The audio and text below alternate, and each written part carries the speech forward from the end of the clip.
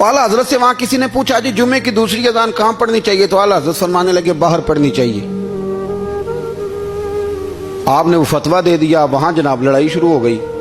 वहां लोगों ने कह दिया जनाब हमारे यहाँ 40 साल से हो रही है, किसी ने कहा 35 साल से। आला हजरत फरमाने लगे दीन तजर्बे से नहीं आता, दीन इल्म से आता है।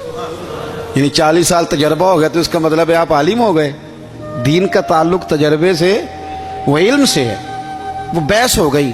आला हजरत ना अंग्रेज की अदालत नहीं जाते थे, फरमाते थे अदालत तो वो होती है जहां अदल होता है, आप उसको कचहरी कहते थे, अदालत कहते ही नहीं, तो कभी गए ही नहीं थे। उन्होंने मुकदमा करा दिया आला हजरत, पर्चा कटवा दिया जी, मौलाना ने फसाद करा दिया। अब वो जज मुसलमान था, उसने रीड कर लिया। वो जो नायब का असद नहीं, वो अदरी जिसको कहते हैं आवाजें देता है, फलां बिन फलां हाजिर हो, वो आला हजरत का मुरीद था। आपने उसे बुला के ना तो सारी बात समझा दी, वो समझ गया करना क्या है। जब बारी आई ना आला हजरत की, तो जज साहब ने केस पहले पढ़ लिया था कि ये मसला है, मौलाना कहते हैं अजान बाहर पढ़ो, तो कुछ लोग कहते हैं सामने पढ़नी चाहिए।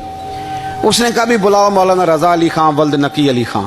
वो कहने लगा खड़ा होकर ना जज के सामने, कानों में दोनों बिल्कुल जज के आवाज देनी थी ना बाहर जाके, तो जज साहब के सामने जज साहब की तरफ मुंह करके कहने लगा मौलाना रजा अली खां वल्द नकी अली खां हाजिर हो।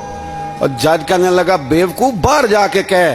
कहने लगे यही तो मेरे पीर कहते हैं, यही तो वो फरमाते हैं कि खतीब तो आया बैठा जुमा पढ़ाने, वो तो आया हुआ है, बाहर जाके कह जो नहीं आए उन्हें भी पता चल जाए कि जुमा पढ़ना है, यही तो वो कहते हैं। वो जज कहने लगा मौलाना को आने की जरूरत नहीं, वो जो भी कह रहे हैं ठीक ही कह रहे हैं, वो ठीक कह रहे हैं जो भी कह रहे हैं। उन्होंने फिक्री तौर पर लोगों की तरबियत की, उन्हें बात